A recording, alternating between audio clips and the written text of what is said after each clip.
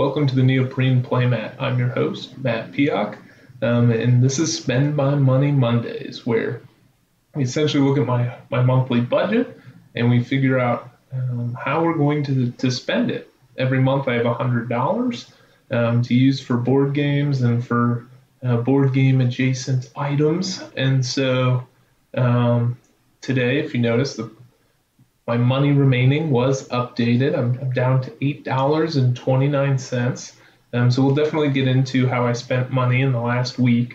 But before we do that, I always like talking about the theory and kind of getting into how I spend my money and what things influence me. And this is always a great way too for you to respond in the comments. Tell me your thoughts. How do you think about a game when you're spending your money? And so to start off with, I'd like to go here to Guardians, the Retribution Hero Pack. So as you may or may not know from a couple of videos I've done in the past, I've been looking forward to this expansion to Guardians for quite a while now.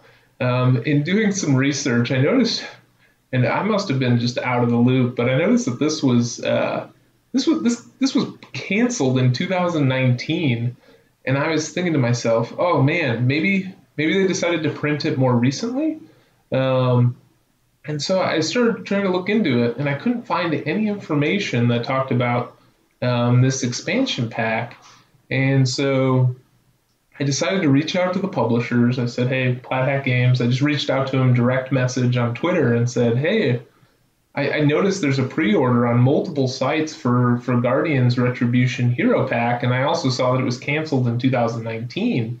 Do you guys have any plans on publishing this game in the future, or is this a dead project? And Plat Hat Games got back to me almost right away and said, hey, at this time, there's really no plans on moving forward with this.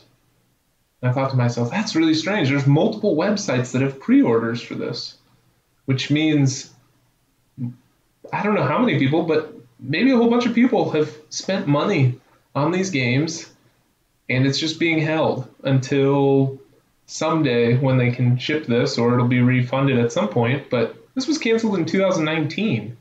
And right here, this is Miniature Market, and they have it for $11.99 for pre-order. But Plat Hat Games has no plans of releasing this anytime in the future.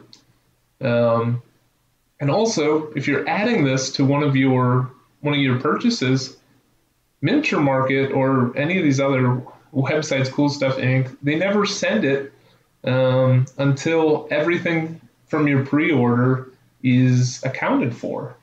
And so a lot of people like to go for free shipping, so they try and get $100 together.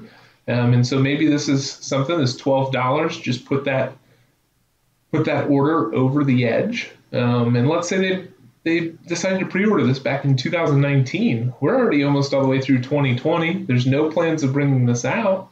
People are going to have to cancel their orders. There's a chance this comes out, but now you've had your money locked up for over a year. And I've done pre-orders. I've done these things. I did BattleCon back in the day. Some of the expansion content for that I pre-ordered on Cool Stuff Inc. It was supposed to release in December, and not December this year, but in the past, I think I pre-ordered it in October or something. And so I was like, December, not too far away. But there were some problems with production, and essentially I didn't get any of the stuff I ordered, which the BattleCon stuff was only half the order, until probably it had to have been June, or maybe it was May of the following year. So my money was held up for 6 months. And so I started thinking, and I'm like, I don't really want to do pre-orders anymore. I don't know after seeing this. And so I started looking into maybe what are some other things. And once again, I'm not sponsored by anyone. I'm doing a shout out here simply because this is the experience I've had, and this is what I've found. And I was listening to the Brawling Brothers podcast, and they were talking about a company, Power to the Meeple. And they actually had Josh Perry, the owner of Power to the Meeple, on their show to talk about what it is that he does over at Power to the Meeple. And if you ever go to this website, you'll notice nothing is ever on pre-order here. And what Josh explained was that he doesn't want to hold anybody's money for a product that may or may not be getting here at the deadline it's expected to be. And so he said, if you have any issues, or not issues, if you have any games that you want to pre-order, essentially pre-order to at least get your name down, just shoot him an email, and he'll send you an email back when the product comes in. He'll let you know, hey, this product just arrived. If you want to order it, feel free.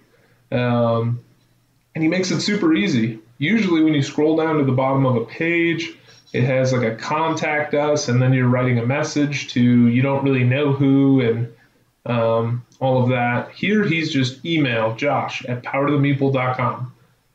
I've sent multiple emails to Josh. Josh gets back to me within 12 hours, pretty much every single time I've sent him an email, which is amazing. And so from there, he just kind of provides instructions. And recently, I was trying to decide what things to purchase. Fort has been on my mind for a while now. A lot of people have been talking about it. He just got that in. Alma Mater has been ranked at probably one of the highest things I've wanted and desired. And then there's a game coming out in the future called Cosmic Frog, which we'll get into a little bit more. But I asked Josh, hey, are you planning on getting Cosmic Frog in? And he said, yeah. He's like, is there anything else you want with Cosmic Frog? Because he knew I'd been in conversation with him about Fort and Alma Mater. And I said, yeah, I'm looking at these things. What's the cost of Cosmic Frog? Long story short, he set it up so I could pay for the games now that were currently in stock, and he would just hold them until I added to my order the Cosmic Frog I wanted. And that way I could get the free shipping by hitting the $100. Now, I don't have, I did decide to order Alma Mater, which we'll get to in a second here, but I was able to pay for that now with an invoice because he has it in stock, and he's just holding on to it for me. It was $48.99, which is why I'm down to $8.29 for the month, but he's holding on to it, and as soon as Cosmic Frog gets in, he doesn't want to hold my money for a game he doesn't have yet. He'll let me know, and let's say a couple months down the line, Cosmic Frog is having issues, it's not out, it's supposed to be out but isn't, all these things. I can just order a different game, put it on that same order, and he can send it out. So I don't have to worry about my money being held up. And so I thought that was a fantastic system. And so Power to the Meeple, if you haven't checked it out, I'd recommend it. Once again, they're not sponsoring me or paying me for anything. I just really enjoyed their system as a way to kind of get around this pre-order system that could end up leaving my money or your money held up for years at a time. And so I thought that was real slick. But now on to how I've spent my money. So as I said, I purchased Alma Mater. I talked about this, I think, 2 weeks ago.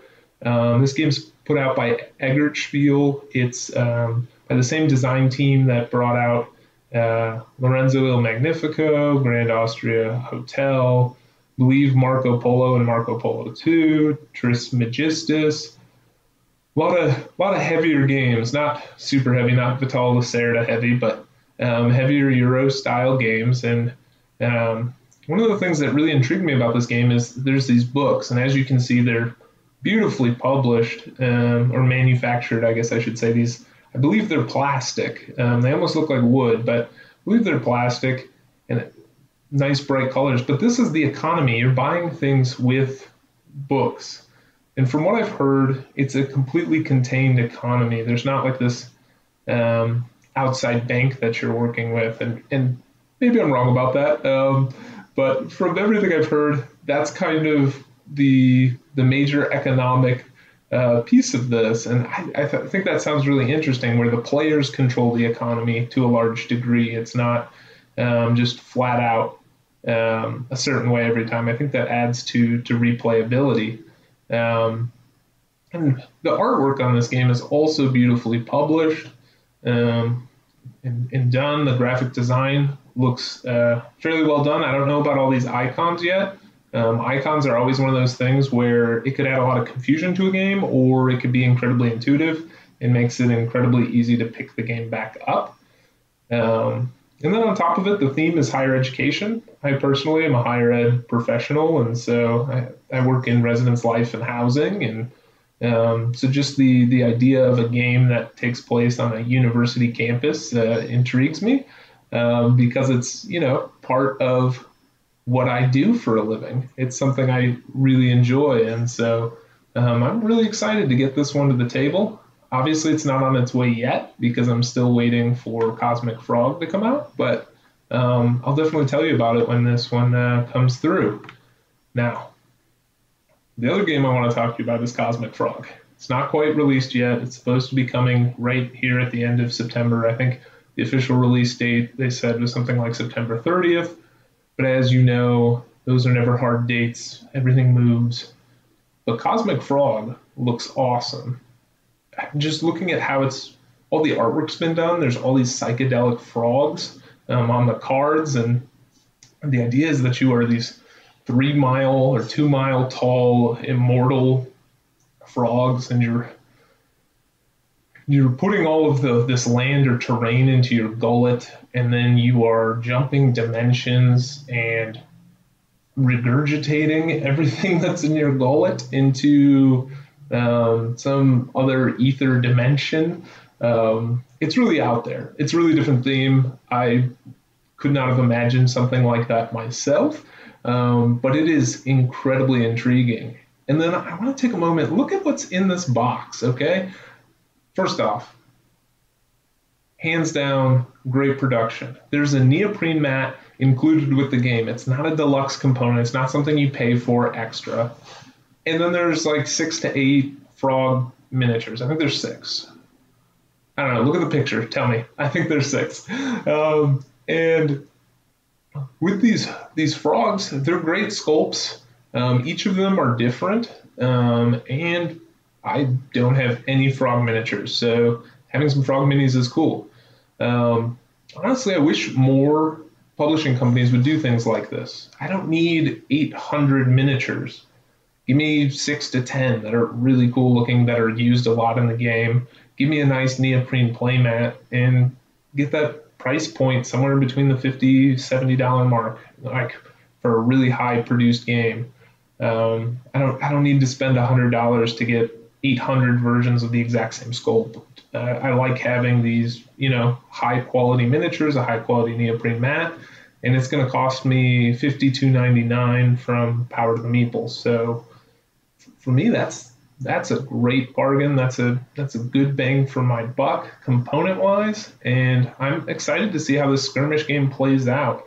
Obviously, the theme is like nothing else I have, and the artwork is phenomenal. If you don't like psychedelic frogs, I don't know what's going to please you, because let me tell you, this is probably the most original theme I've seen in a very long time. Well, let's move on to our Kickstarters today. So I want to look at Into Deep. In Into Deep, we have a game that I have been incredibly intrigued with. I was a day one backer when it first came out. This is the reboot because they canceled that campaign. And I have some unfortunate news. I'm not going to be backing In Too Deep. I've committed to Cosmic Frog next month, which is already going to be, it's going to be $52.99. So my budget is going to be less than $50 remaining. This one is going to end up costing me around $70, something like that, and it's just too much for my budget. I think the game looks amazing. It's one that in a couple of years down the road, I think I'm going to try and pick up on the secondary market, because hopefully at that point the value has dipped a little bit. If it's dipped a ton, that's usually a bad sign. But I know within the first 3-4 months that it's out, it's going to be really difficult to get, and I'm going to have to spend way more than what I should to have to get it, and so I'm just going to wait on it, and hopefully I'll get to play it later on. That said, if you're into the cyberpunk themes like me, this one's really intriguing. Definitely recommend checking it out. It does have these cool miniatures in the deluxe edition, and I think my favorite part is these little stands that you'll see here. And the best part about these stands is that they have a way to actually hold different gear for these guys to carry around with them throughout the game. I've talked a lot about the premise of the game and what you do in this game, so I'm not going to really go into that too much more. I just wanted to fill you in and let you know this one is falling off my list, and I will not be backing it. All right, now to move on to Untamed. Untamed is a game that I backed initially, but the first campaign was great. They've released an expansion now, and they have an expansion pack essentially for anybody that was a first backer to get this. This upgrade kit. So essentially, it just takes your original backing, adds the new factions to it, and gives you a really nice insert to put everything that keeps everything separated, and then it has room for all of the wooden tokens here, and really just makes setup for the game a lot easier. I've been considering this one a lot. It's $20, but the shipping is like another $11, so it's like a $31 back. So I will have enough money in October to get it, but I'm still on the fence about this one. What are your thoughts? I'm going to need to make a decision pretty early in October because the campaign's over in, let's see here, maybe 8 days, something like that. 8 days, and it's the 27th, so like October 5th, something along those lines. So I need to make a decision quick, but maybe you can help me out with that. Is this one I should back? Should I expand my collection of Untamed? Let me know in the comments below. All right. Let's move on to Cactus Town. So, as you know, my October money is already pretty locked up. Well, parts of it are. It's making Kickstarter a difficult proposition because Kickstarter tends to be more expensive because if you're kickstarting something, you want to go with the deluxe edition. If you want the retail version, wait till it comes out on retail. You'll get it after the Kickstarter backers, but you're going to get it for cheaper on that market. So really, Kickstarter's about getting the deluxe editions. And this is one that I think looks really interesting. It's a lighter game,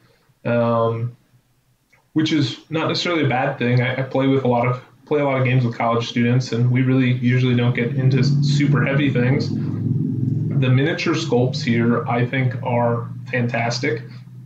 They're different than anything I have. I usually don't really like Western themes, but for whatever reason, this cartoony kind of look to them and this chunkiness of the models, they look great in my opinion. And this looks like something that'd be really engaging. And the mechanics of the game look pretty intriguing too. So you're going to there's building cards. You shuffle these up, you lay them down kind of on a player board. I think out here, and you're going to be moving your guys along.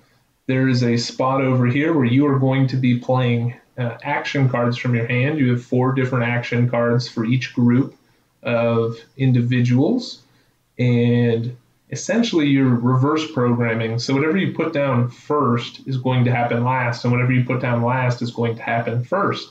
And so you are trying to program your movements along with other players programming their movements, hoping to essentially move in the right spot, activate the right cards, and so on and so forth.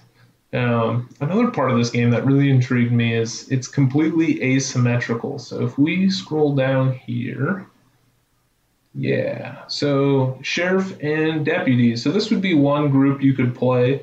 Clearly, this guy's awesome. He's like hiding behind a cactus here. She's got her revolver out. And this guy, he looks like somebody I wouldn't want to mess with. I'm imagining this is the sheriff here. These are probably his deputies, and he just looks ready to go. So you can see here, though, you have 3 people that you'd be controlling and moving around the board. As we scroll down, here's the outlaws. These guys, look at this guy, he's got his money bags, that's great. And this lady here, she's hiding in a barrel. Love that. This guy's on the run. I like the action pose and how he's kind of kicking up some rocks here. But look, bounty hunters, there's only 2 characters now that you're moving around. And then I believe, right here, Can Danger. You only get 1 mini, you only get 1 person that's moving around the board. And so that really intrigued me. I'm wondering how this all balances out, having more people on the board versus less people on the board. And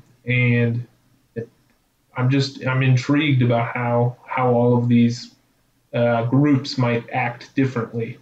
I love these miniatures. As I'm scrolling down, every time I see one of these miniatures get pulled up, I smile because they're just fun. And look at these cactus miniature. You don't have any cactus miniatures.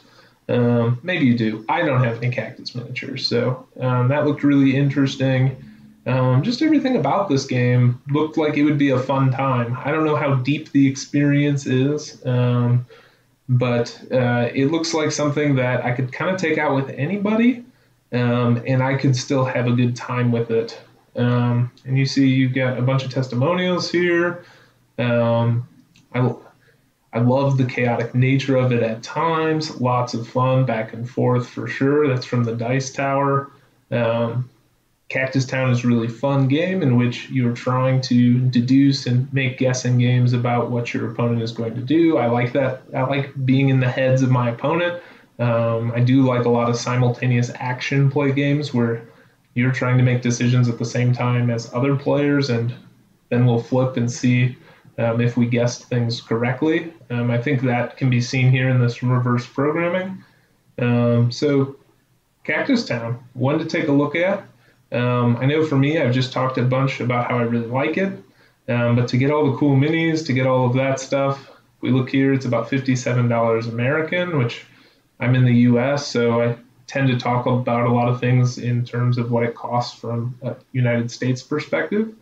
$57, and I think shipping ended up being like $18 or something like that. It's putting the game well into the $70 range, which is probably not something I'm going to be able to spend on a game in October. It's also, I don't know if I'd want to spend it on a game that looks this light. That said, I do love the art direction. I love the miniatures, and I like the idea of the game a lot. So it is one I'm just going to be keeping my eye on. Once again, this is probably one I'll try and get on the secondary market in the future. All right, and then the last Kickstarter we have to look at today is Set a Watch. I wanted to bring this one up. I'm not backing it, but I did want to say I do have the first one. I thoroughly enjoy the game. This is definitely one to keep your eye on if you're into kind of puzzly games, especially solo. This game is definitely played best as a solo game. I have it in my collection, and I would say that it gets out the most for solo play. You play as 4 different heroes, and the premise is that one of the heroes has to stay back and watch the fire while the other 3 go out of camp to fight these monsters and villains and things. And so every round you're kind of leaving somebody back to make some executive decisions before you go into battle, and then based on those decisions it'll change how those monsters appear. And they appear in kind of this battle line system where you're only able to hit the first or second monster that's in the line. Here's some pictures of the monsters. Here's some cards for the heroes, but let's see here. Let me look. Okay, so here's a good idea. So this play mat here, it has all these skulls on it. Essentially all these cards are going to be lined up, and the 2 in the front are going to be flipped if your fire's big enough to see 2. Maybe it's big enough to see 3, and this one will be flipped over too. If you get to the point where you're only seeing 1, it's not super great, but then you'll be able to see this guy, and you're rolling dice, and you're trying to decide how to use these dice to best attack and remove these monsters. there's going to be people that tell you this is a heavily thematic game. This is like D&D that you can play by yourself without a dungeon master. People are going to talk about this as a thematic game. I'm going to venture out and say it's not thematic really at all. It's to an extent, I guess, with the artwork and things. But if you're really into thematic games and are looking for something like that as a solo game, I don't think I'd recommend this one. That said, if you like puzzly games and you like trying to figure out efficiency engines, how to do things in the best way, this game is fantastic. I really am drawn to puzzle games, and I do love the puzzle of trying to figure out how to spend the dice in the most efficient way to take out the monsters so that the bad things don't happen. The game ramps up nicely as you get closer to the end. Depending on how you played the entire game, it's going to affect the last round. It's going to add a lot of monsters. If you don't do well, it's going to add a lot of monsters to the end of the game. And that challenge of figuring out how to remove tons of monsters is quite daunting, and it's fun. It's very engaging. I did say this is best solo. 2 players, it works well too, because you're each controlling 2 of the 4 heroes. So in that sense, you don't feel left out when you're the one that goes back to camp. And you also don't necessarily, you can't really alpha game. It's difficult to know exactly what the other person's doing or what they have available to them. When you play with 4 people, I feel like it spreads everything out too much. It's not as engaging. And I feel like this game's really meant to be a solo game, and it does very well at that. I do recommend this one. Reason I'm not backing is I have the first one. There's still been enough content in there for me. I don't feel like I need to spend the $28 or the $44 to get this new version that includes coins, some other things. The 44 one would include this Outriders expansion as well. Expansions are great for adding to a game if you play it all the time, but honestly, I don't get to a lot of expansion content because I play so many different games that I usually don't really see a need for it. And so personally on this one, I'm stepping out, but I did want to bring it to your attention because I do think it looks like a good buy. And that's pretty much it. That's Spend My Money Monday. That's where we're at. Those are the Kickstarters we're looking at. I do have, some of my money locked up in the Cosmic Frog for October, but I'm really excited about that. I'm excited to get that game to the table along with Alma Mater, and I've been pretty happy with my purchasing choices as of lately. But I definitely am always looking for recommendations or insights. So if you have anything that might not be on my radar that you think I'll enjoy, please put it in the comments below. I'd love to hear from you, love to engage with you. Other than that, this has been the Neoprene Playmat, and have a great day.